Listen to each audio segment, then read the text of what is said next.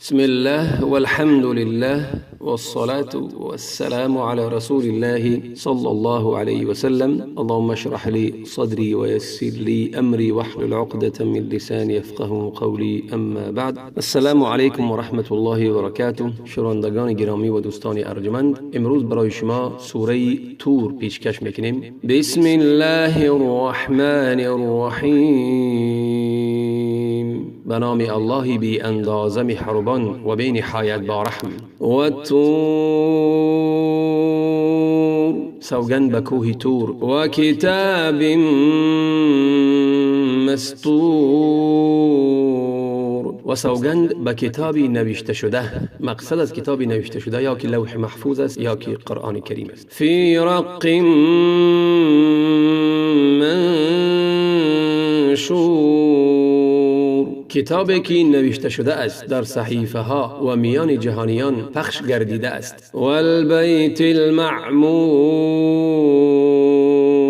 و قسم به خانه آبادان ای کعبه که دائما از زائرانش موج میزند، یا که خانه‌ای که بالای هفتم آسمان است که او را بیت المعمور میگویند، که در او در یک روز 70,000 ملائکه میدراید و در آنجا الله را پرستش میکنند و از او دیگر بر نمیگردند. و سقف المرفوع، و سوگند به آسمان، این سقفی برافراشته، ای آسمان سقفی زمین است، سقفی ما است. والبحر المسجور،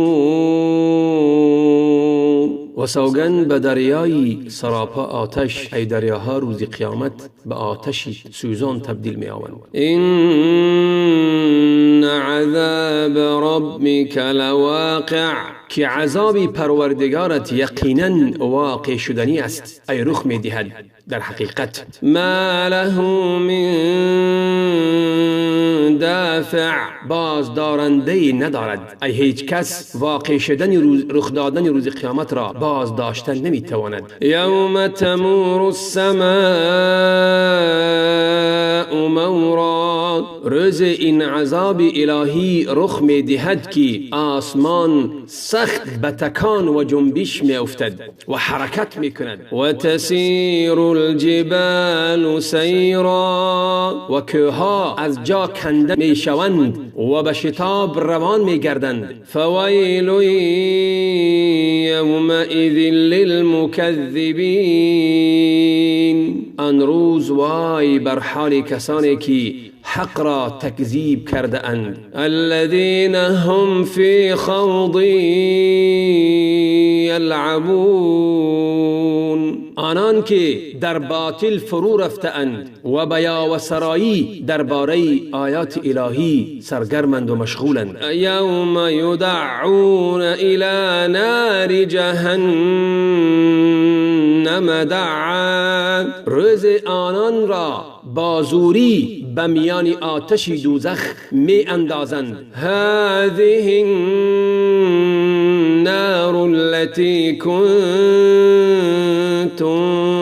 بها تکذبون، در این وقت فرشتگان به آنان میگویند این همان آتشی است که آن را دروغ میپنداشتید. افسحر هذا ام انتم لا تبصرون، آیا این جادو است یا این که شما نمی بینید؟ اصلوها فاصبروا او لا تصبروا سواء علیکم انما تجزون ما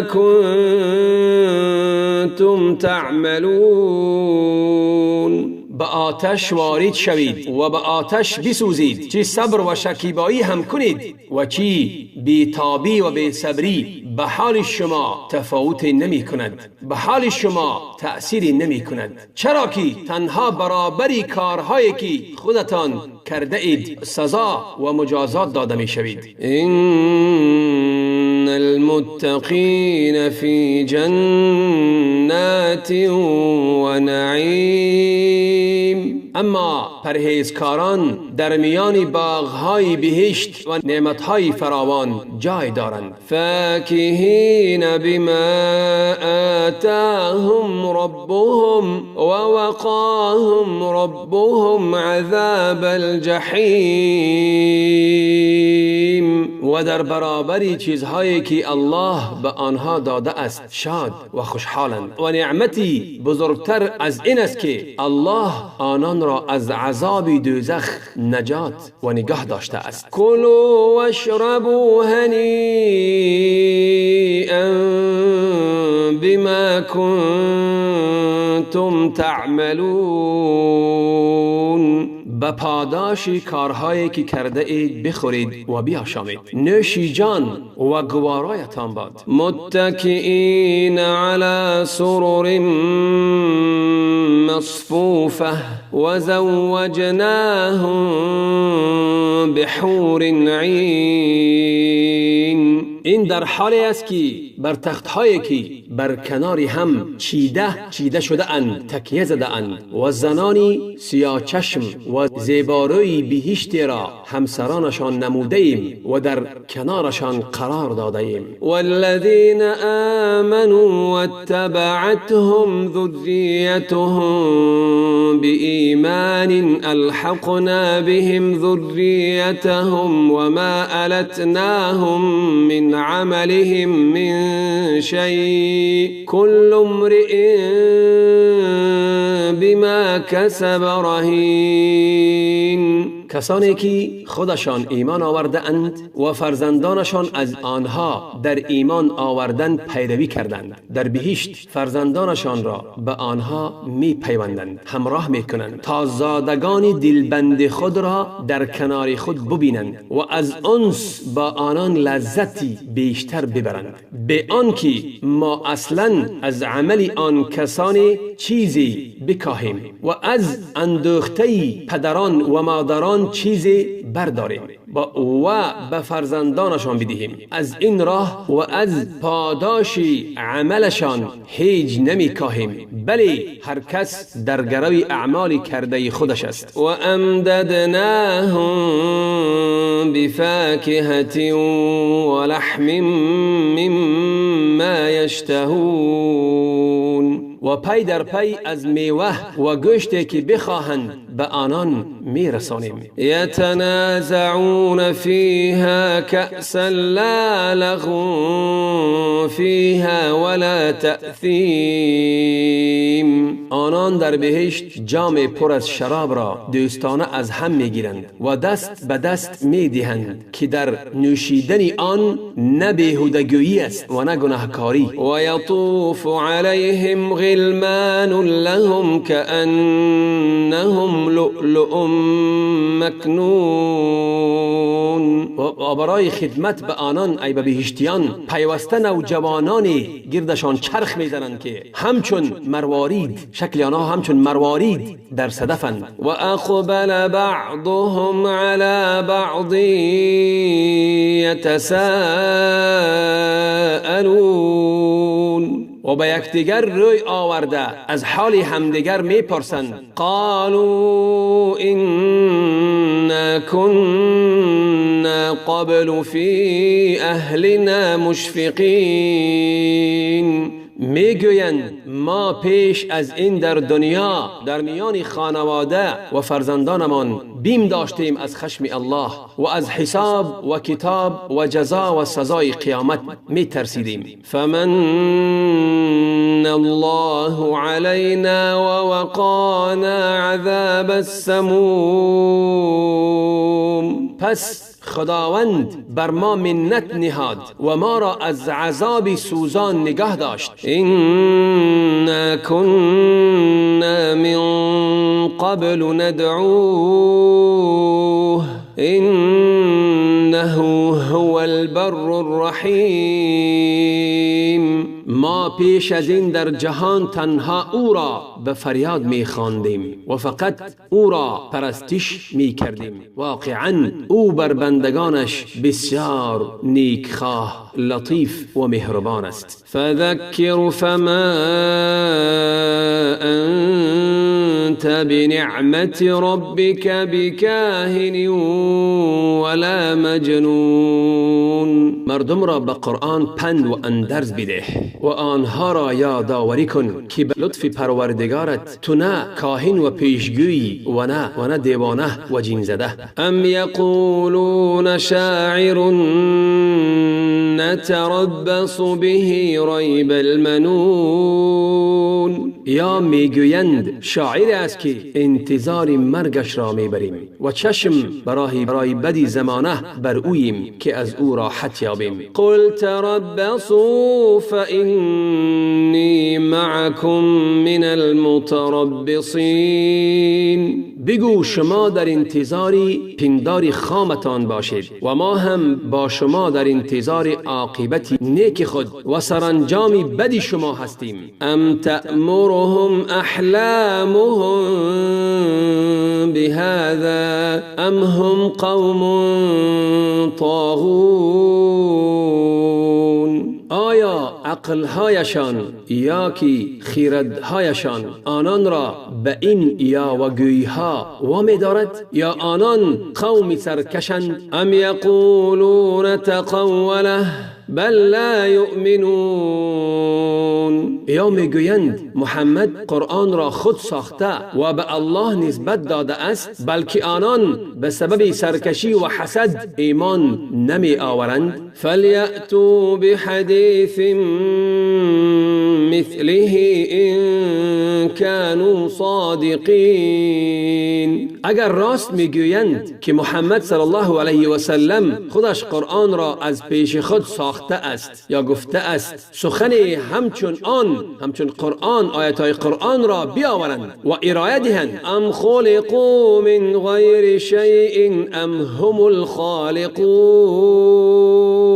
آیا آنها همین طور از نیستی سر برآورده اند و بدون هیچ گونه خالقی آفریده شده اند، و یا اینکه خودشان خود را آفریده اند و خودشان آفریدگارند؟ ام خلقوا السماوات والارض بل لا یوقنون، آیا آسمان ها و زمین را آفریده اند بلکه حق این است که آنها یقین ندارند؟ ام عندهم خزائن ربک ام هم المسیطرون، آیا گنجینه های پروردگارت نزد آنان و در اختیار آنان است تا هر گونه که بخواهند قضاوت کنند و نبوت را به این بدهند و به آن ندهند، تا اینکه آنها بر همه چیزی جهان سیطرت دارند؟ و آیا فرماندهی همه کائنات هستند؟ ام لهم سلم یستمعون فیه فلیأت مستمعهم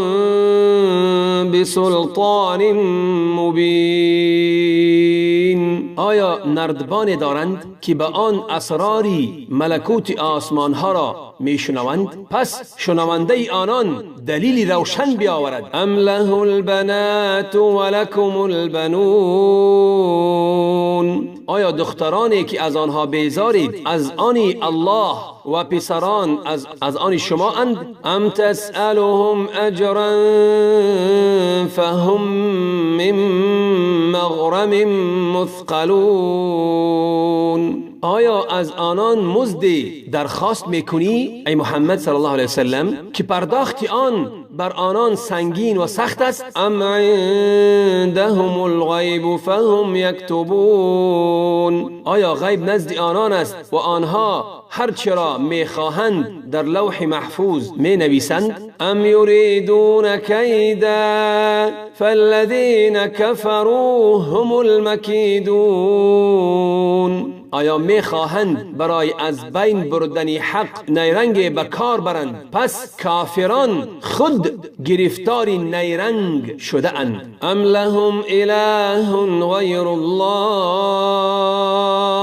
سبحان الله عما یشرکون، آیا آنان معبودی بر حق جز الله دارند؟ منزه است الله از آنچه برای او شریک قرار میدهند. و این یروا کسفا من السماء ساقطا یقولوا سحاب مرکوم.